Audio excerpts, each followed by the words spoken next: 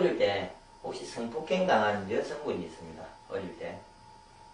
조만할 때 당했대요.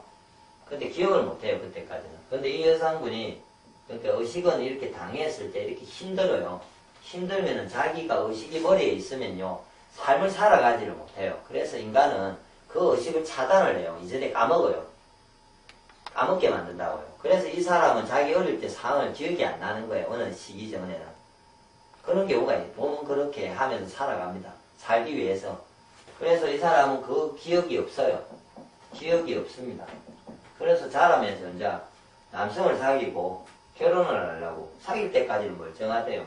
결혼하려고 준비를 하면 갑자기 이 남성이 너무 혐오스러워지면서 도망을 가는 거예요, 자기가. 근데 자기 본인이 이해를 못 하잖아요. 네? 그때까지 좋았는데 그게 한 번이 아니고 계속 있었다는 거죠. 이게 외국의 예입니다. 제가 여기 심리학 책을 보면서.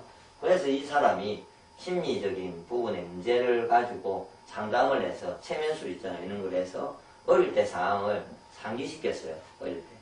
그러니까 어릴 때 자기가 성폭행 당했던 게 이제 그때서 기억이 난 거죠. 기억이 나고 그때 그거로 인해서 엄청나게 울고 나서 남성에 대한 두려움이 없어졌어요. 왜 없어졌냐고 저도 생각을 하면서요. 그거는 이렇게 이제 되는 거죠. 난주대 치유방법하고도 같은데 어릴 때는 조맨할 때 예를 들어서 어릴 때는 어린이의 마음은 조맨할 때 아이의 마음 있죠. 아이의 마음은 감성적이에요. 그래서 어떤 남자가 자기를 성격 꺼냈는데 이 남자 자체에 대한 혐오심이 생기는 거죠.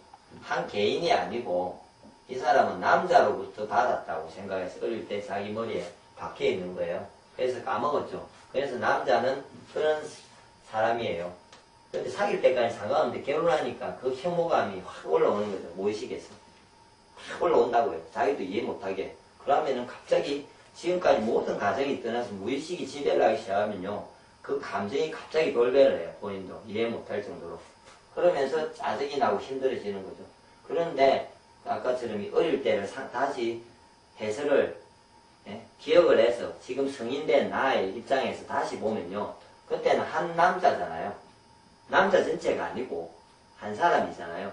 그렇게 재해석을 다시 했다는 거예요. 그 머리에서. 의식이.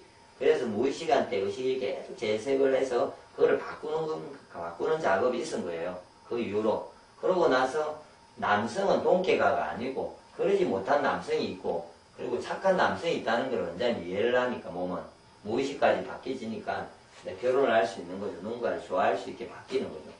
그렇게 다 되어졌습니다. 그래서 이렇게 되어질 때 혹시나 여러분은 이런 경우는 아니지만 어릴 때 지금에 이제 이해 못하는 경우가 발생하면은 난주 치유방법에 제가 하지만 다 어릴 때를 상상해서 해결을 해야 됩니다.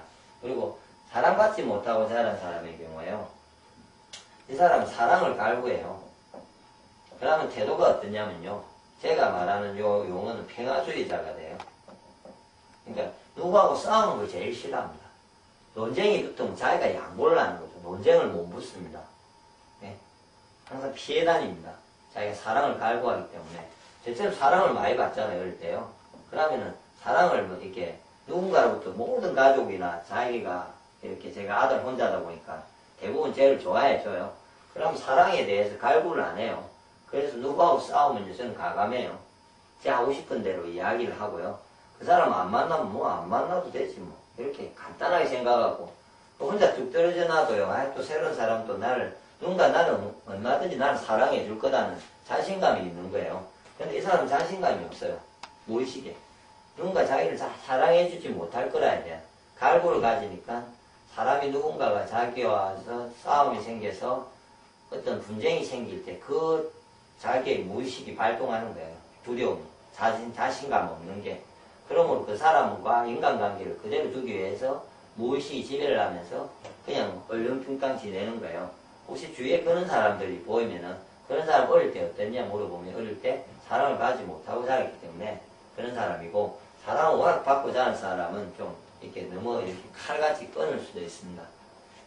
단순해지거든요. 그래서 그런 부분도 예를 제가 들은 것 중에 이제 이런 더 많은 예가 있는데 이거는 아까처럼 천성에 의해서 지배를 받는다는 말입니다.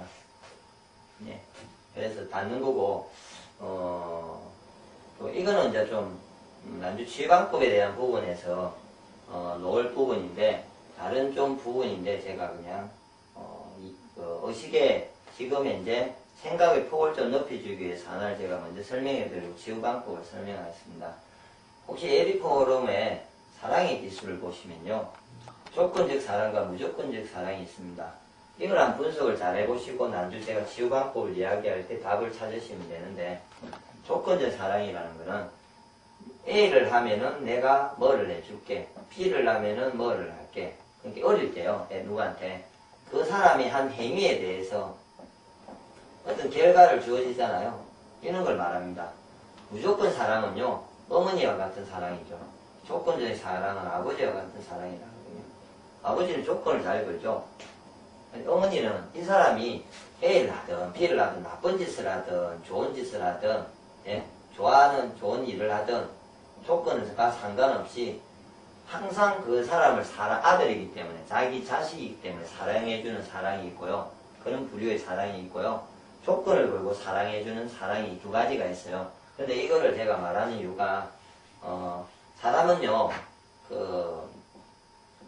이 조건적 사랑이 많이 받고 사는 사람이 있고요. 조건과, 예를 들어서 무조건이 있는데, 퍼센테이지로 치면요, 조건을 50대 50을 받으면서 잘 자라온 사람이 있을 거고, 이러면 제가 보기 가장 무난한데, 조건적 사랑이 없고 무조건적 사랑만 받고 온 사람 100%. 예를 들어서 아버지가 없어가지고 어머니가 아버지와 같이 조건을 걸지 못하고 너무 좋아진 사람의 경우, 그 다음에 거꾸로 이걸 100% 받고, 예? 이걸 50% 딴 프로인 경우, 어머니가 없어갖고 어떤 조건이나 아니면 고아로 인해가지고요, 항상 조건 속에서 부모가 없음으로 인해서 항상 그런 삶을 산 어떤 자기 행위에 대해서, 대가에 대해서 노는 삶인데, 이 두 태도를 극단적으로, 이런 어중간한 경우가 있는데, 극단적으로 제가 예를 들면 성격이 이렇게 됩니다. 무조건적인 사랑을 받으면요, 남한테 너무 베풉니다. 항상 베풉니다. 자기는 사랑을 받아왔기 때문에 잘 베풀어요. 그리고 사람을 너무 잘 믿어요. 근데 조건에 대해서 걸 수가 없어요. 자기 행위는, 모든 거는, 그러니까 논리적이지가 않아요.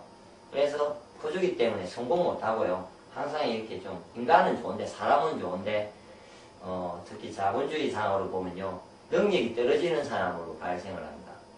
너무 잘해주기 때문에 항상 모든 사람들한테 잘해주고, 그랬던 조건을 걸지를 못해요. 삶을 살면서 이 사람은. 항상 무조건 사랑만 받아왔기 때문에 자기도 그렇게만 해주려고 해요.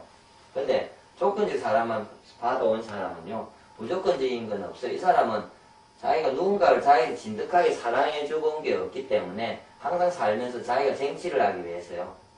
쟁취를 하죠, 자기가. 자기 노력으로. 예? 노력으로 자기 대가로서 사랑을 받기 위해서 영을 쓸 거 아닙니까? 이 사람들이 일 업무 처리 능력이 진짜 좋습니다. 조건을 던지면 업무 처리나 일을 엄청나게 잘해요. 그런데 누군가와 항상 외롭죠, 자기는. 사랑을 이렇게 전체하고 이렇게 공유하지를 못합니다. 그래서 외롭게, 능력은 좋은데 외롭게 살고, 좀 싸늘하고 이렇게 논리적이고 이성적인 이런 관계성을 가지는 사람이, 예? 조건적 사랑을 너무 많이 받고 온 사람의 경우입니다. 그러면 이 두 관계가, 그러니까 그런 것도 베풀 줄도 알고요, 조건을 걸면서 열심히 할 줄도 아는, 이 원래 만만한 관계가 되어야 되는데, 혹시나 본인이 그걸 보시는 분이 혹시나 애를 가르치든지 자기 집에 부모, 자식이 있든지 할 때는 제가 보기에 아이들을 위해서 이 본인들의 집에 조건적인 거, 무조건적인 부분에 대해서 부부가 아니면 혼자가 키운다면은 이 부분에 대해서 항상 애들한테 내가 어떤 부분을 잘해주는지 못해주는지를 생각하셔서 부족한 부분을 하셔야 됩니다. 그래야 애가 인성이 제가 보기에 건강해지고, 그게 지금 자라면서의 이런 자라오면서의 어떤 마음이 현재 자기의 어떤 무의식이 지배될 때, 건강한 인성, 좋은 인성, 그리고 사회적으로도 건강하고 올바르게 살 수 있는, 예? 그리고 스트레스를 받지 않는 사람으로, 필요한 부분이 있습니다.